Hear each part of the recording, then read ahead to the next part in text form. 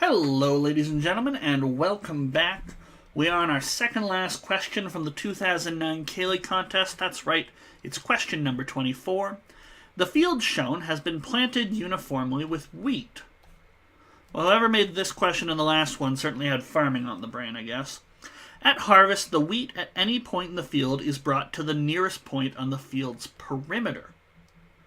Oh my, okay.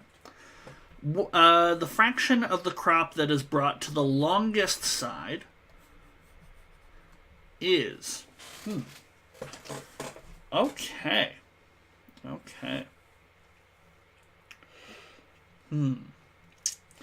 So, nearest point on the field's perimeter. Not nearest corner, but nearest sort of side.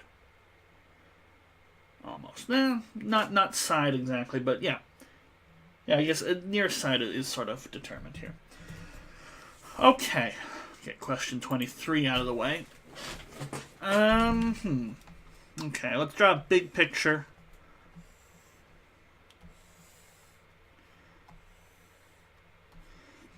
Now, we've got some angles here, but first I'd like to talk about, well, do we have any letters? No, we don't have letters. We do have 100 meters here. I think it... Oh, and 100 meters over here. And by symmetry, you will get 100 meters here. And we should get 200 meters here, but I'll calculate that out in a moment. But in terms of, well, how do I know what side to go to? How do we figure out the shortest distance from a point to a line? Well, the shortest distance is going to make a right angle. Okay? Imagine it didn't. Imagine the shortest point to this side from our red point was this line here. Well, if I drop the right angle here, then because this is now the hypotenuse of a right angle triangle, this leg is shorter. So that's sort of why you're always going to get right angles. So the shortest distance between a point and a line makes a right angle with that line, and the other one would just be some sort of ridiculous right angle here with the extended line. Doesn't really matter. So what are we going to have? Well, I think right angles are going to be pretty important. Now, I think it's probably a good idea to, first of all, we should probably justify this 200 that I have written down here, but I think more importantly, we've got... these two sides here are going to be parallel. Let's just justify that briefly. If I drop right angles here, with this 60 degree here and 60 degree here, we're going to get right angles here. This will be 30 degrees.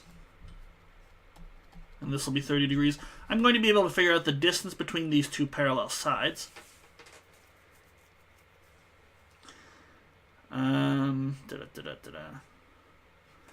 And I can also say, okay, hey, it's a 30, 60, 90 triangle. And 30, 60, 90 triangles, I do occasionally mention that they pop up from time to time on contests. The ratio of their sides is 1 to root 3 to 2. So you got 30 degrees and 60 degrees. The side opposite the 30 gets doubled to make the hypotenuse. So if the hypotenuse here is 100, this will be 50. We've got a nice little right angled triangle, a rectangle here in the middle, so we get 100, and then we get another 50 over here, and that's why in total I had the 200. Okay, the calculation just sort of popped into my head at the start, but I wanted to justify that in case somebody was not following along. But I also know this height here is going to be root 3 times our side length in the ratio that is 1, so it's going to be 50 root 3. Okay. Now, why is this 50 root 3 important? Because if I have it, that is half the distance between our two parallel sides, and they are parallel, because when I drop this right angle, this 60 degrees forces a 30 degrees here, and the total of 120 breaks down into a 90 here. You get a 90 here, and we do get a rectangle whose sides are parallel. So we're going to get halfway through, all the way across, halfway between these two sides. And so any point on this line, somewhere in the middle here, well, it's it's sort of up for grabs as to where it gets harvested to. But if I'm below this line, I'm going to go to the longer side. If I'm above this line, I'm going to go to the top side. So this is nice and helpful. Okay?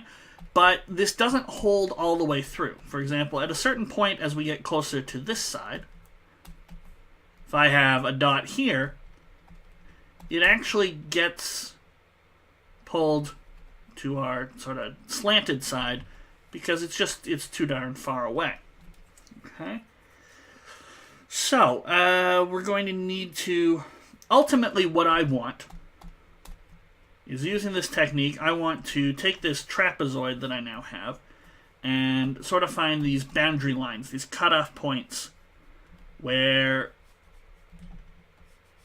you know, points on it can be pulled either way, but that way anything that's below, i.e. this giant orange shaded area, will automatically get pulled to the longer side. So I've got one of these lines, and that has, it's going to have a height of half of 50 root 3, so that'll be 25 root 3. But now the question is, okay, what about these other dividing lines between the longest side and the two slanted sides? Okay, it should be a straight line, in which case I'm going to get a tinier trapezoid. But the question is, well, what exactly will those sides look like? So I think I need a new picture.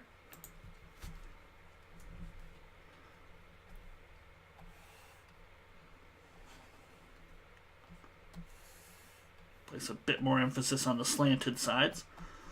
Okay.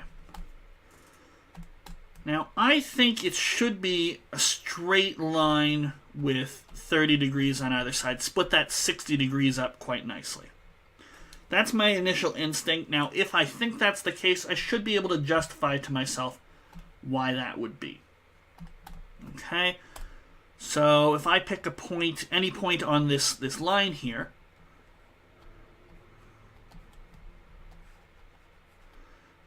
these lengths here should be the same. Okay?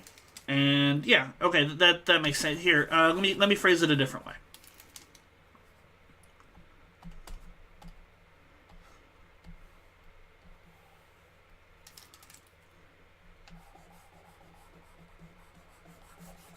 We'll just restart with a brand new picture.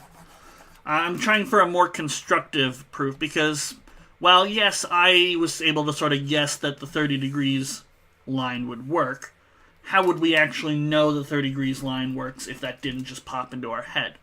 So imagine I had a point over here that was pulled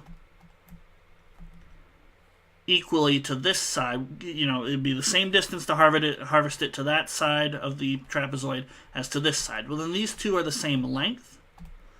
And we'll get some green in here. And if I connect them up to this point that touches both sides, then, well, what have I got? This side length is the same, and if I introduce some letters here, A, B, C, and D, they're both right-angled. They have two lengths in common. These guys are going to be similar by side angle side. Or sorry, not similar, congruent. So triangle ABC is congruent to triangle ADC. And that means that these two angles here are the same, but we know they have to add up to 60. So that means they're both going to be 30. Okay? And this is going to continue anywhere. Like this is true for any point that gets pulled equally to both sides. So the line containing all these points, or even the curve containing all these points, is just the line that comes out at a 30-degree angle from this point A. Okay. So, what does my overall area of harvesting to the longer side look like? Well, it's a trapezoid.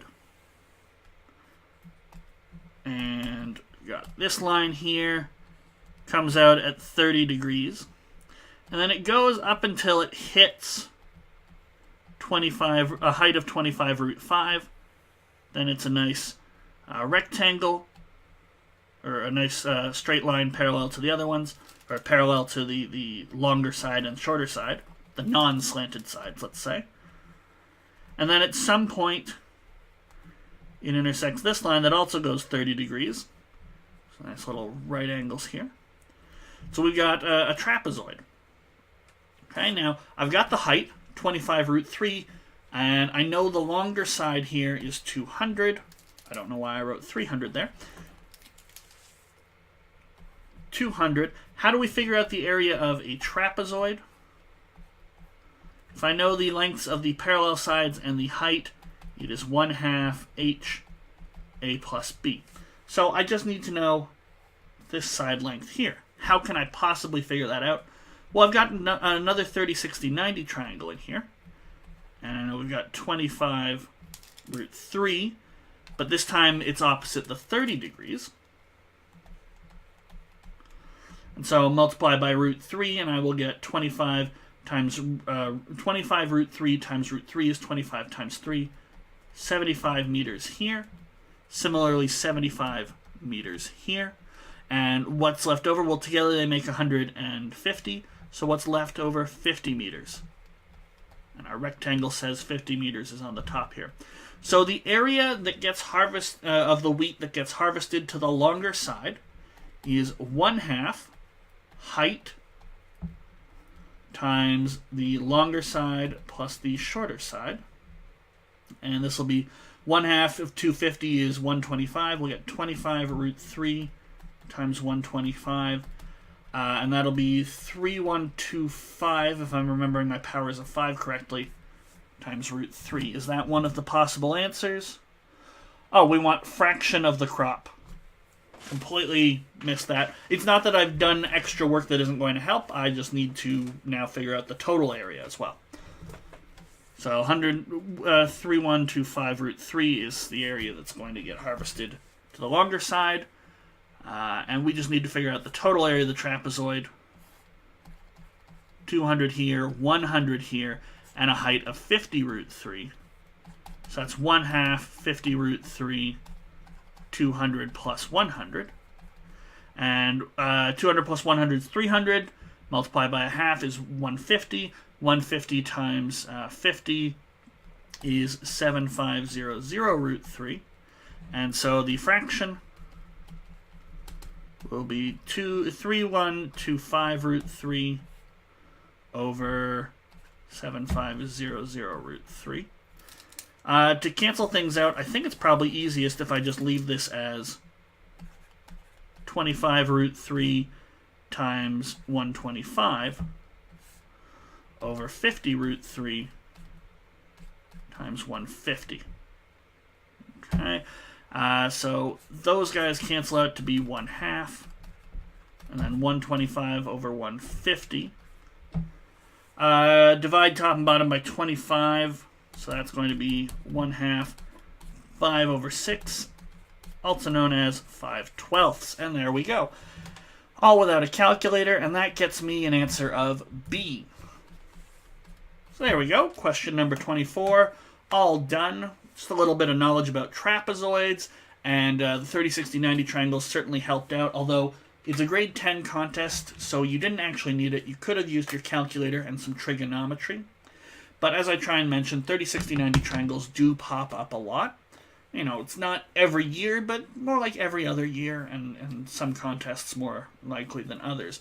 But it's a good triangle to know, because I was able to do this whole question without trig, without grabbing my calculator at all. Okay? You know, and in some situations that can be helpful, in some situations that can be faster as well. But that does it for question number 24. We've got one more question to go. I will see you guys in the next video for question 25.